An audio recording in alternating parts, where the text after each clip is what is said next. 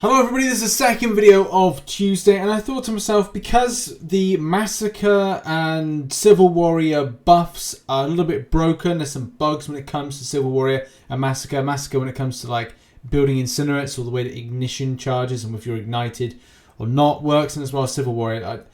I'm not going to go too much into it because I will be watching the forum post and then kind of posting up something tomorrow with Marvel Contest of Champions new show, where it will be just covering what Kabam is saying about it, will it be fixed, and other stuff. So I want to just get on with like playing around with some champions, and I decided today to like test out a few things when it comes to Angela.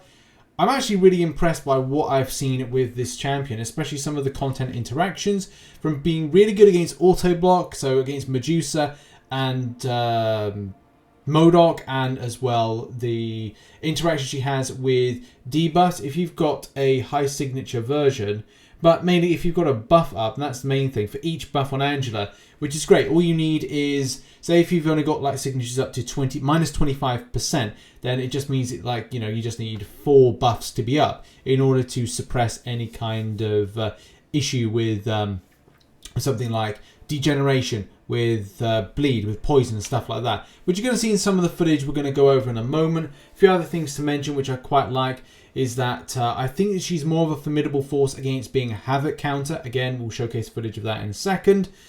But as well, the extent of ramp up when it comes to damage with the Fury buff. Also, if you're throwing off the SP1, what you're doing is you're keeping on that Fury buff a lot longer. If you've got the Heimdall synergy, it can be quite effective to then work against or work into that signature ability to go against the likes of degeneration. Being degen immune effectively is pretty impressive, which means that she's an option for different content, like going up against the final mission or the final chapter of Variant 1, which was a nice little surprise.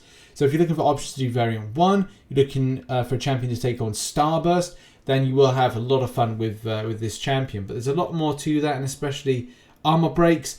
The armor breaks are nice, especially throwing a special attack and then kind of like getting off some nice stuff. So it says here, 1 armor break on the opponent for each buff on Angela, which I thought was amazing. That I think there's some content out there that if you have an armor break, it is very important. So yeah, really enjoyable. Really like this champion thus far. But I think it's probably best just to like rotate some footage and just like talk to you where this footage is taken from, and where she can be quite effective. Okay, here's footage number 1, and this is taken from Variant 1. So you can see the interaction there, that I'm not taking any damage from that degen, which is amazing. And as well, I'm into working well with the, not them because I don't have enough buffs up, but as soon as I start generating buffs, I'm starting to work more against that auto block, which takes a little bit of time just to kind of come in. There we go, now we're starting to see it then. The more buffs I have, the more I interwork with that auto block, the more I'm suppressing it, and the more it's less of a problem. You're going to see that a bit more in a second as well, after we've seen this footage. So from the raw damage aspect of going up against Captain Marvel Classic, and I have just like cut this for time just because I want to get over a lot of footage in a very short space of time. The buff duration and buff creation is something that's just very nice. You don't see a huge amount of ramp up. Well, now you see the ramp up then of all those crits, all those nice bits of damage. Prior to this, I built up to an SP3 and did that, and that meant that I'm getting the aptitude, which then kind of works in well. SP1 rotation to increase the duration of Fury, because I had a Fury buff on from the Heimdall synergy, which was nice. And those big yellow numbers are just, man, it's so much better than before. So, you know, Kabam have done an amazing job with this. So you can see here, example, I did have a bleed effect up there, and then that is because this is Biohazard. I've now gone into the Intercede, or dash back, gone into Intercede by the ability. And also, I just wanted to showcase there that that was meant to be bleed. It went on and it went off, just as simple as that. And this is the Biohazard of 5.4.4, I want to say, with it's the MODOK as the end boss. But I just thought I'd kind of go against this because I wanted to first of all try out how good the champion was against bleed and poison, especially, well, more so for bleed, but any kind of like a debuff effect, especially if I'm being aggressive and trying to hit into the enemy, which is just, it's so nice just to kind of like not have that worry then against Biohazard. So yeah, you can just like smack into it. The bleed comes up, but there's no damage dealt. Beautiful.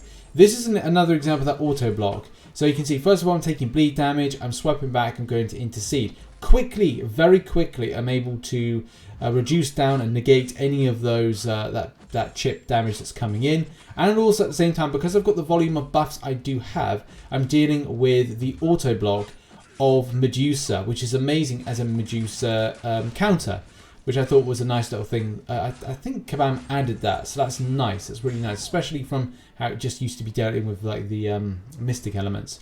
And for sure, I had to throw in the typical, you know, Havoc fight, because that's the thing.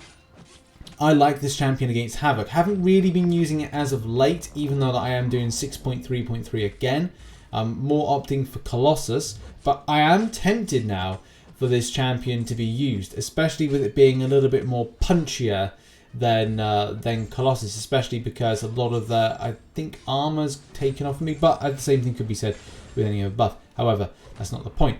The point is this is from 6.1.6, and especially on the lead up to Sentinel. And Hurt Locker is annoying because you have to rotate around specials, but the handy part about this is switching between the SP2 and the SP1. Like, first of all, maybe going to an SP3, but then SP2, SP1, and rotate around, which is great because it refreshes, or it allows you to get a brand new armor up buff, and at least to say you're dealing with all that that plasma damage, that plasma explosion that could be coming in. So this is still a really cool counter, and still I really do like using Angela against Havoc, because look, she does the business. She now does more damage, and my god, she can really spank an enemy down. Yeah, that's the thing. I was surprised about the potency of Angela. I know that she was going to be good, but I didn't really kind of know that she'd be that good. And I think the same thing comes as a surprise with some of the other champions, except the ones that are bugged currently. Although I have heard and have read that apparently the regen on Hood may be a bit too excessive, and maybe it's going to be looked at. But that's just maybe at the moment, and I'll give more of a report on that tomorrow. But yeah, Angela is actually a champion I'm considering to take to rank 5. I'm probably going to do her to rank 5 first, and then the other champions will probably come up as well down the line. More so, I think Hood, if we find out more about the regeneration side of things. I like Hood as he is with the new changes. Yeah, okay, it would be nice to see some of the stuff from the old kit, but hey, it works for what I need, and as well, it's not a champion that it's another one of those mystics that does similar but not excessive damage as say, I don't know, Dr. Doom. I really kind of think that huge hex damage is kind of like putting Hood as being a really solid choice. However, though, Angela has got damage and utility as standard, which is pretty impressive. There's no kind of like added thrills. Yeah, I think the Heimdall synergy is going to be pretty nice. However, though, and there's something to kind of point out, I think that with the Odin synergy, I think she's going to be like amazing, right? Really amazing, especially from what she deals with. So yeah, having Odin with this pair up is actually probably going to be one of the best ones to look out for. So what does she get from the synergy? Just to kind of like point out this. So she'll get part of the Odin sleep improvements, but also at the same time, she specifically gets buff potency for each fight the team has won. So man, down the line, she is going to be pretty epic when it comes to like her potential damage output, and especially with that Odin force. So yeah, I'm really looking forward to getting that champion to rank 5 and actually rotating it around some of the content of usage. It does make me interested to go back into Variant 1, but I'm doing Act 6.3 100% first, and then doing 6.2, then 6.4, and then maybe considering options for Abyss down the line. But my priorities are 6.3 now, and taking it from there. So yeah, Angela, great champion, and cannot wait to rank 5 this on my my normal account. That's been the video. Make sure to check out some other content posted up there, and I'll see you later on for the live stream. Maybe some other content, I don't know. I'm trying to collect together information for the MCN news tomorrow. So see you then, or see you later on for the live stream. Bye-bye.